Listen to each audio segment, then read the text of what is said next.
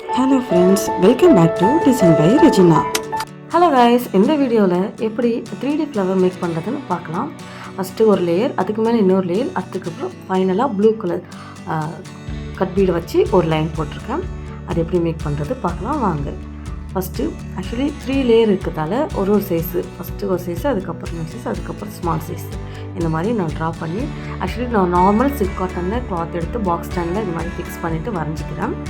Next பார்த்திங்கன்னா first நம்ம cut பண்ண போகிறோம். ஆக்சுவலி ஒர்க்கெலாம் முடிச்சுட்டு கட் பண்ணுவோம். ஸோ நம்ம எப்பயுமே ஸ்ட்ராங்காக இருக்கணும், ஸ்டிச் பிரச்சனை வரக்கூடாதுன்ட்டு நான் நார்மல் செயின் ஸ்டிச் போட்டு அதுக்கு மேலே இன்னொரு chain stitch, double chain stitch போடுறேன் பாருங்கள்.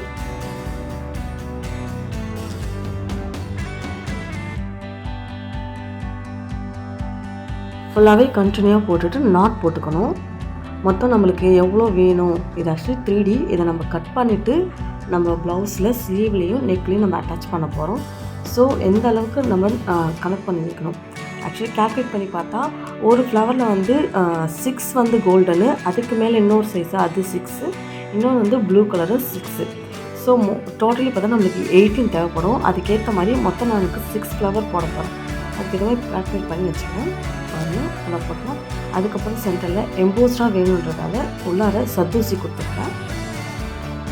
இந்த மாதிரி கொடுத்து நாட் பண்ணணும். அதுதான் இப்போ ஃபுல்லாகவே போட்டு பார்த்தேன்.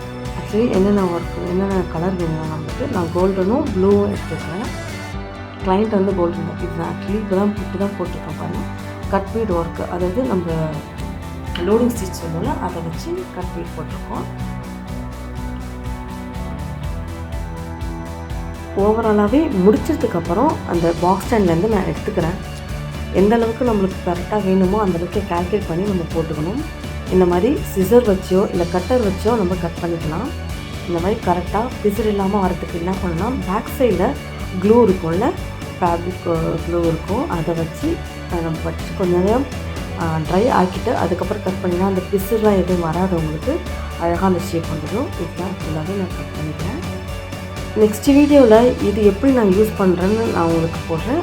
Thank you. Please subscribe my YouTube channel. Bye friends.